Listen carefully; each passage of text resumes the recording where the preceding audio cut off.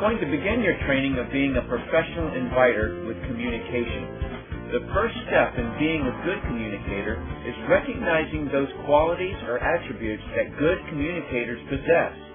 See, when someone doesn't observe the individual attributes or qualities of a good communicator as separate traits, it's easy to conclude that it's something they're born with instead of something that is developable.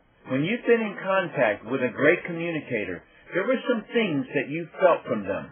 By the way, this is different than feeling someone was slick, polished, or dynamic.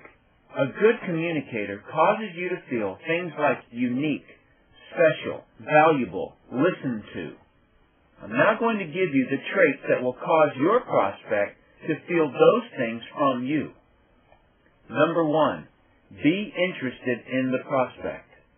The first and foremost quality that is obvious when you've been in contact with a good communicator is that they were genuinely interested in you.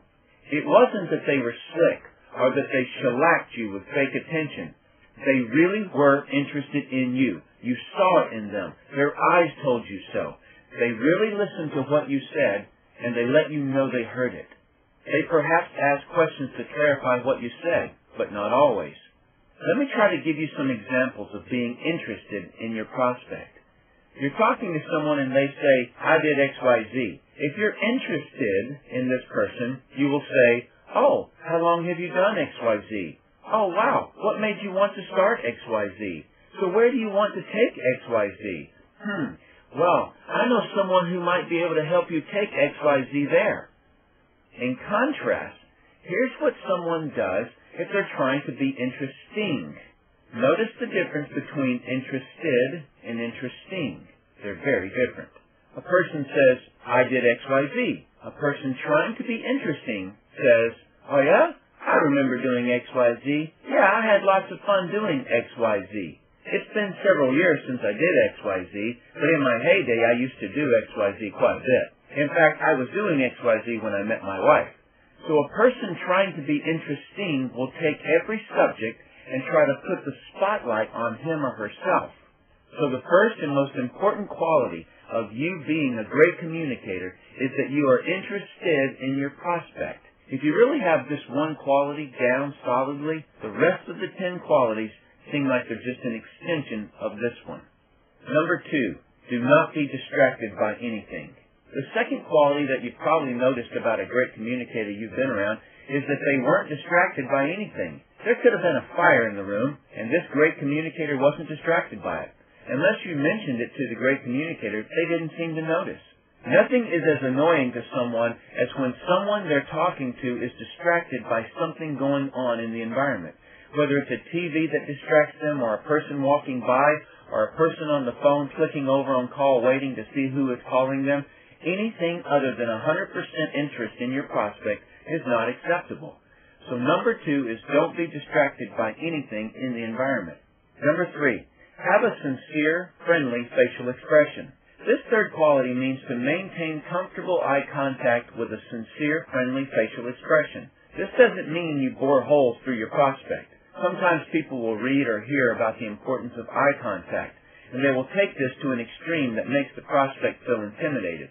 Just be comfortable with the prospect and maintain comfortable eye contact with sincere, friendly facial expression. Number 4, use the correct amount of assertiveness. The fourth quality is that your communication uses the correct quantity of assertiveness. Assert means to put forth boldly or forcefully in an effort to make an opinion known. I'm not just talking about volume, which is loudness of speech. You can assert your opinion about your business or product too much, which causes the prospect to back away from your ideas. You can assert questions too repetitively and cause your prospect to feel interrogated. You can assert not enough and cause the prospect to feel it's not important. Same with volume. If your prospect can't hear you, your communication is worthless. If you talk really loudly so that everyone in the restaurant can also hear you, it's too much assertiveness. If you've ever observed someone who asserts themselves too forcefully, their prospect physically backs up. Well, that's obviously way too much assertiveness. Why? Because if your intent is to have them adopt your ideas, Do only that which causes them to see your ideas favorably. If they back away from it, that's going against your intention, so it's too much assertiveness. Asserting too much is the major reason why friends and family hide from network marketers. If you were to envision a scale or a ladder, at the top would be your prospect is interested. The next step down would be neutral. The prospect isn't for it nor against it. The next step down would be opposition. The prospect is opposed to the whole business or something in it. The next step down would be leaning back. The prospect is trying to get away from you or what you're saying, and the bottom of the ladder is hiding. The prospect is so opposed or so annoyed with your assertiveness that they hide from you.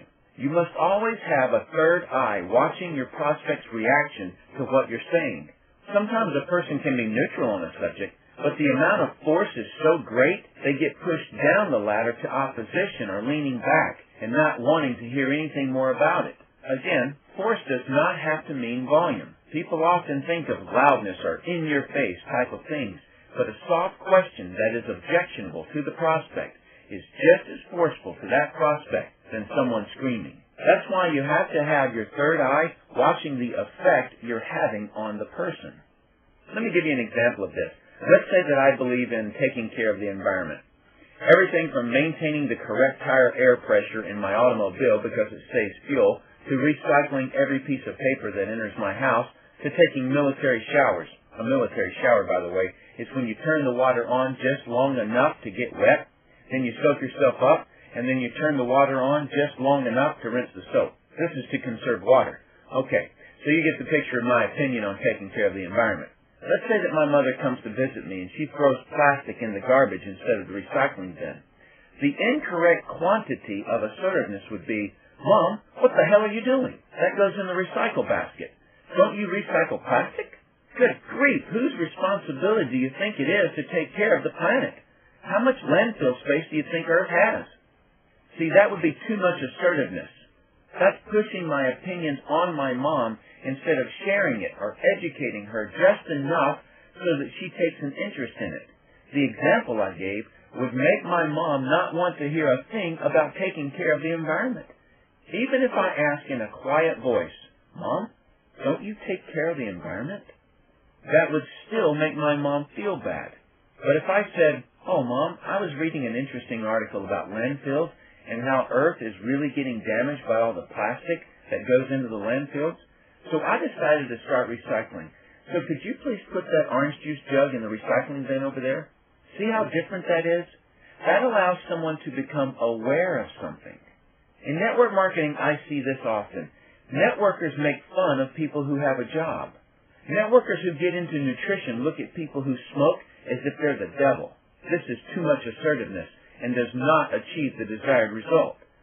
The correct amount of assertiveness educates or shares the concept or idea without making the prospect feel like they're getting a lecture or being preached to or that they did anything wrong.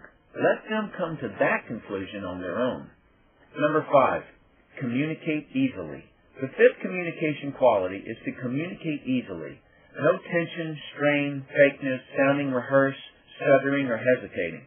This is the quality that most people think is the mark of a good communicator. And it is part of it, but it's only one of the qualities. You've probably heard that it's 10% of what you say and 90% how you say it. Well, the how you say it part hasn't ever really been defined in this industry before. It's all the other qualities I've mentioned here or will mention. When you communicate with your prospect, try not to have any tension or strain. Where might this tension or strain come from? It might come from your fear that they're not going to accept what you say. It might come from not being prepared, so you're not sure what information you should present. That can cause tension or strain in the conversation. Also, don't sound fake or sound like you've rehearsed what you're saying. This is such a turnoff for people.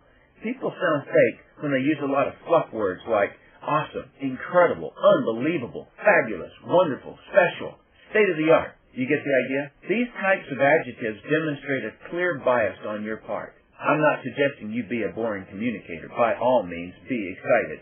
But you don't have to use fluff and puff words to describe your excitement, as they normally indicate a cover-up of real content. If you're excited, you can say why you're excited. You're not excited because it's totally awesome.